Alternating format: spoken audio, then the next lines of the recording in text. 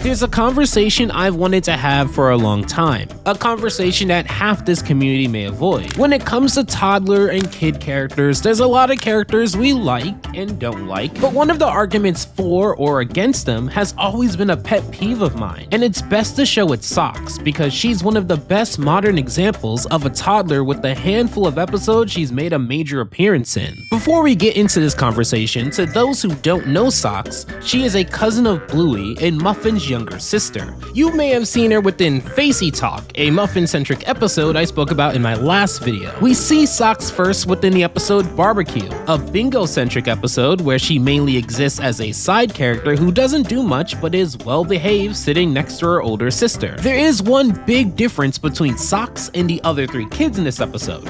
Here's a hint. Pepper.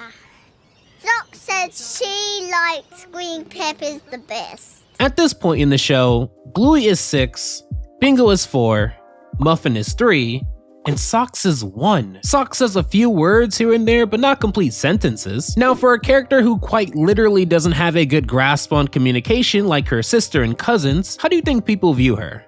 Well, in this context, surprisingly, mostly positive. While Judo and Muffin typically get the most pushback from what I've seen, I did notice that in that same thread that inspired the Muffin video, there were pockets of people who had a very odd sentiment. To you, the viewer, when people bring up kid characters they don't like, what are typically the reasons why? From what I've noticed, they would say things like they're annoying, entitled, whiny, bratty, selfish, or whoever's in charge of taking care of them doesn't do their job. Now, on the surface, I can agree that when watching a character that has these traits, it wouldn't be ideal. But where I disagree is that it is always bad. Sometimes we need characters to be annoying, to be bratty, to be entitled, because that's where some amazing moments happen. Hello, Socks. Ooh.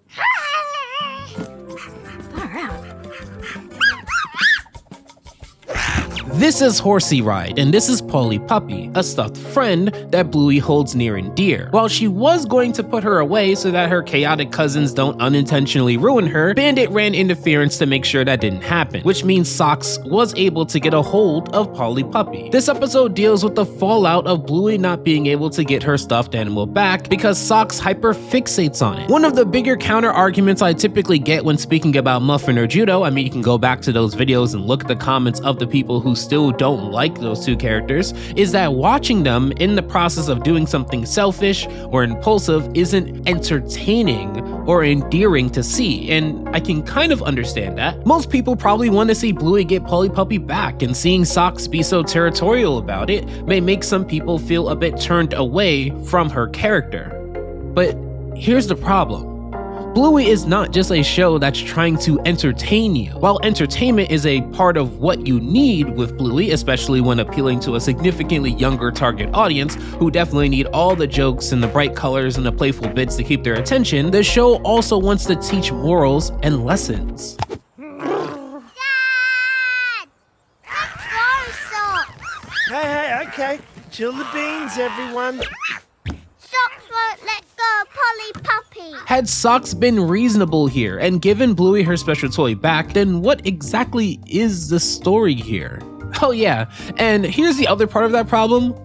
Once again, Socks is 1. Imagine all of the social complexities that come with being a human. Concepts such as not touching things that are not yours, sharing things that may be yours with your family and friends, listening to your parents when they explain things to you, that while you may not care about breaking something, other people may. Yes, when you're a teenager or an adult, these seem trivial, hopefully. But you know when they might have been concepts you didn't get? Probably when you've been on this planet for a year. Now you may ask, if Muffin understands that here, how come later on in the season she would just be as selfish in Facey Talk, for example? And I would answer with, because we're not robots. Social norms and behavior isn't a one and done thing usually. It takes being exposed to massive amounts of situations with different contexts where you can do the bad thing and choose not to. I mean, of course it would be easy for Muffin to understand letting something go here because Muffin doesn't want Polly Puppy in the same way that Muffin wanted a tablet in Facey Time. Had Muffin wanted Polly Puppy, as Bluey fans may speculate, she probably would have been just as territorial about her. Bandit and Stripe, the latter being Socks' father, are setting a plan to stage a big horse wedding to perhaps distract Socks from Polly Puppy long enough to get her back.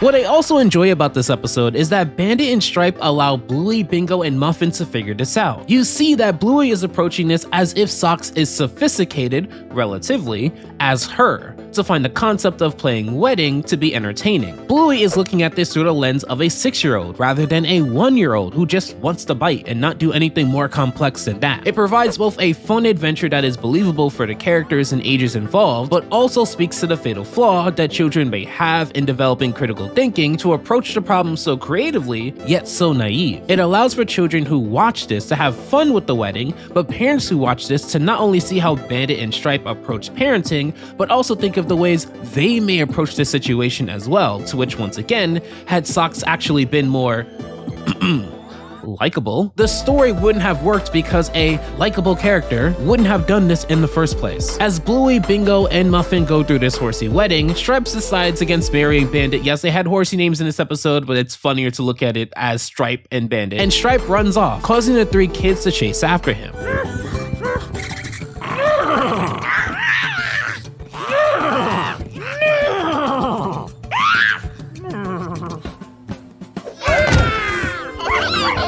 Inadvertently, the key to get Socks to take her attention off of Polly Puppy was to find something even more fun than biting her. It's a clever moment from Stripe, who is still figuring out parenting as we learn later on in the series, and also speaks to how he at least understood part of the problem. Socks did not find the concept of a horse wedding fun, probably because at that age, it just seems too complex to understand. You know what would be understood by any animal though? Chasing and running. So again, did this put Socks in the greatest of lights? No, but that was never the point. The point was to show growth with Bluey and with Stripe in how they approach problem solving. While Socks is static in this episode, we get 2 episodes that give her more character development. Why do we get lots of icebox at your house, but hardly any when we're at our house? Oh, well, that's a good question. Finished! Can we play charades now? Yeah! This is a season 2 episode called Charades that doesn't focus too much on Socks, but allows you to see some differences between her and Muffin. As you'd probably understand, Charades is a game where you have to guess what someone is trying to act out without them telling you or you already knowing.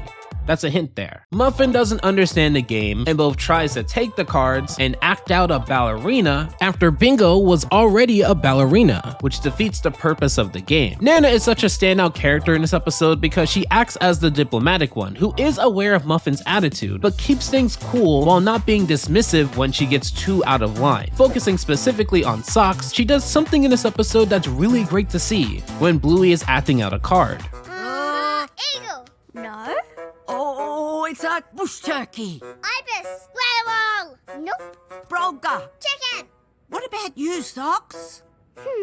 Nana makes sure to include Socks in this game, who doesn't seem to understand it just yet. Again, Socks is 1, and while she's more behaved here, she would have had to have understood every concept in that charades card deck, which is asking for a lot. Regardless, Nana including Socks is just wholesome to see because it allows Socks to at least try and not feel not included for not knowing just yet. So remember when I said earlier that Muffin is going to act out a ballerina despite everyone already knowing that she's going to be a ballerina, thus defeating the purpose of charades? Well, there's quite a twist in this episode. As they go on and play the game, Nana would continue to ask Socks if she knows the answer to other people acting out their concept or role, to which she continues to not have the answer, which makes her a bit sad.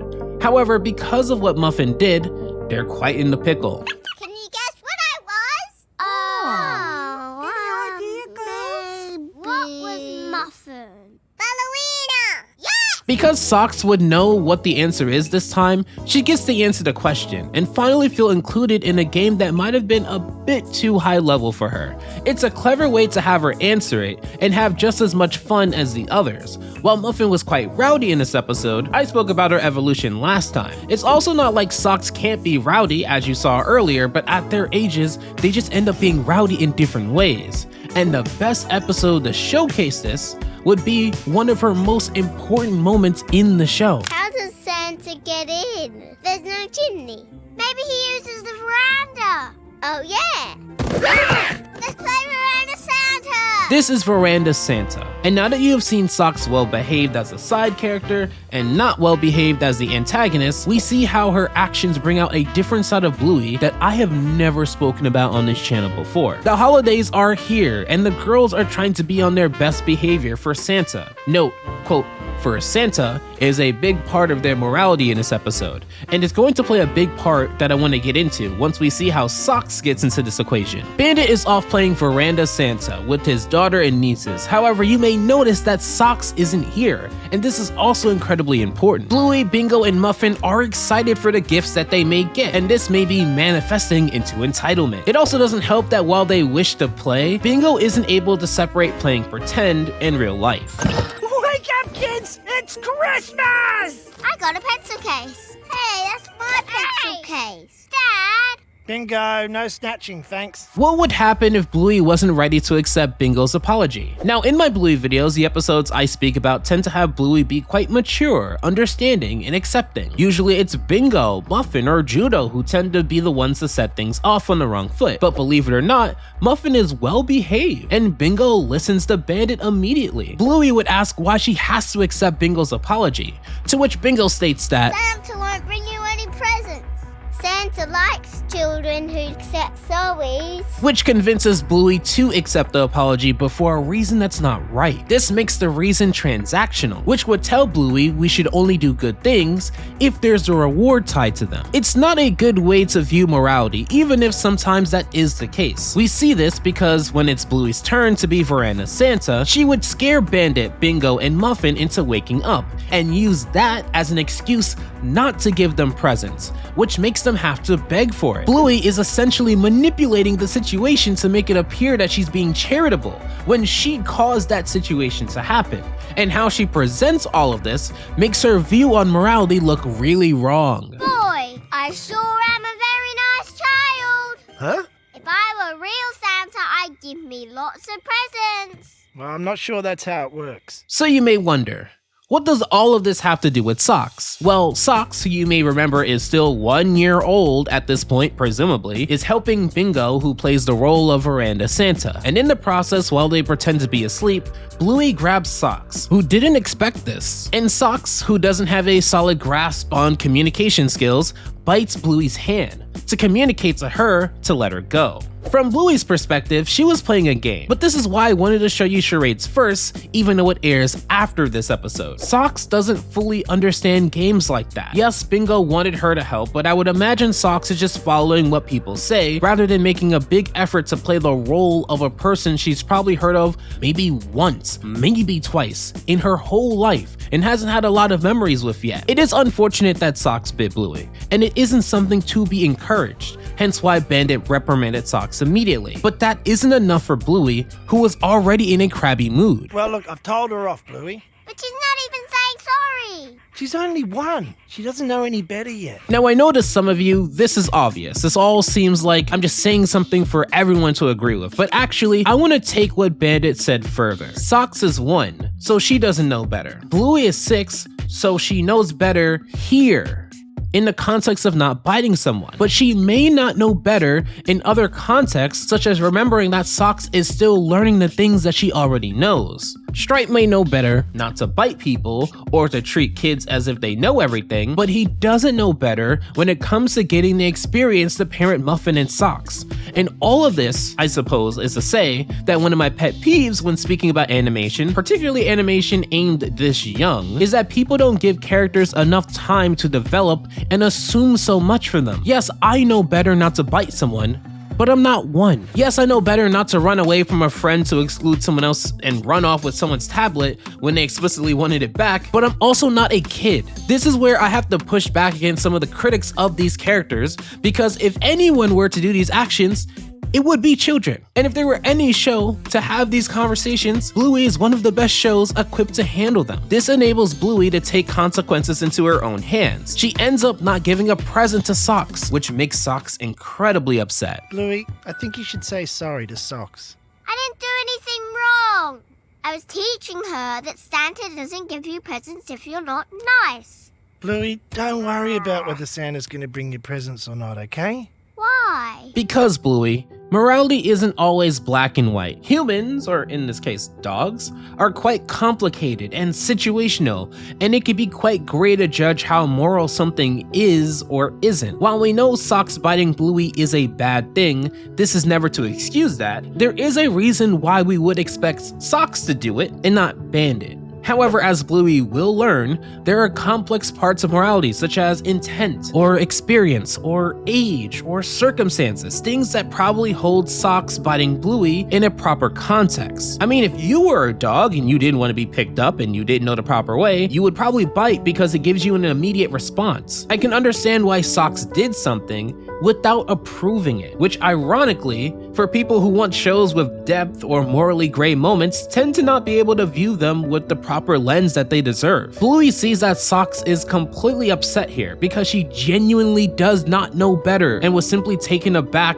from being picked up. Two people could have done the wrong here, but Bluey is old enough to realize that Socks is still learning. I'm sorry I didn't give you any presents. I was mad at you because you bit me, and you didn't say sorry.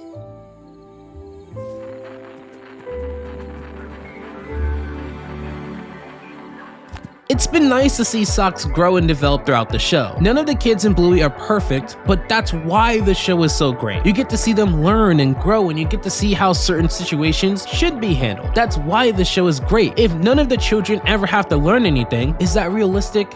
Is that fun? My answer to both is no. And speaking of children, since I've spoken so much about Muffin and Judo, you can check out my videos on both of them here.